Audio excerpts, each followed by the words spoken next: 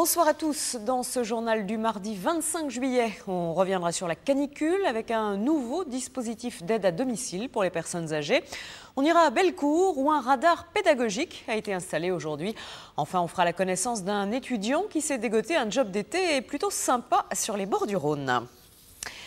Rester vivre à domicile sans craindre la canicule, l'isolement ou les accidents domestiques, c'est le rêve de la majorité des personnes âgées. Au lendemain du drame de l'été 2003, une société a mis au point un système de téléassistance qui permet aux personnes vulnérables d'être secourues à tout moment, quelle que soit leur demande. Le dispositif s'appelle Homeveille et il connaît un succès grandissant. Jérôme Marié a rencontré une mamie du 7e qui en est équipée. Reportage. Alors, on enfile. Voilà, vous enfilez la main droite dans l'appareil, comme on fait tous les jours. Voilà. Maintenant, il n'y a plus de secret. 2 fois par jour, Julie Clément, 86 ans, reçoit la visite d'un infirmier. Il prépare ses médicaments, l'ausculte et l'écoute pour déceler chez la vieille dame toute évolution physique ou psychologique. C'est une période un peu cruciale, comme toutes les périodes extrêmes. Le froid extrême, le chaud extrême, les personnes âgées sont beaucoup plus fragiles. Et il est vrai qu'on est un relais avec le médecin, un relais quotidien, un bi-quotidien même. Mais un relais qui n'est pas suffisant. En dehors des heures de visite le matin vers 10h et en soirée vers 20h, Madame Clément se retrouve seule dans son appartement. Et pour ne pas perdre tout contact avec l'extérieur, elle a opté pour un service de téléassistance accessible par une simple pression sur un pendentif.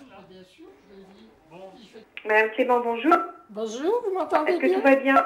Tout va bien, madame, oui. Vous m'entendez bien?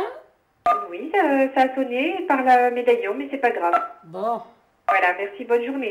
Merci, madame. Au revoir. Au revoir.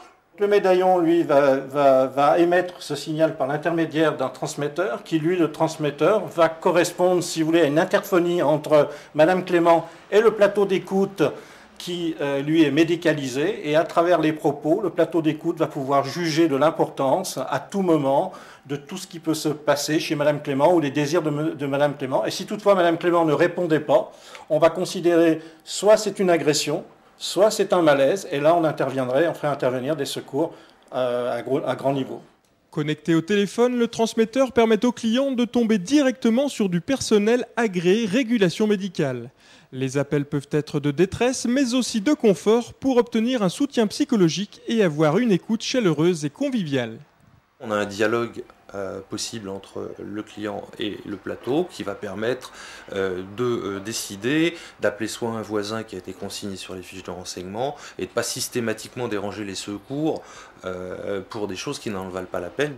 Sachant que 90% des personnes âgées préfèrent rester à domicile, le Conseil général du Rhône a décidé de prendre en charge les personnes souhaitant s'équiper d'une téléassistance. Sur un abonnement de 38 € par exemple par mois, ce sont près de 30 € qui peuvent être alloués. La téléassistance est une solution simple pour assurer le bien-être et la sérénité des personnes âgées à domicile. Voilà, c'est la fin de ce journal. Courage, il fera encore très chaud demain. Bonne soirée.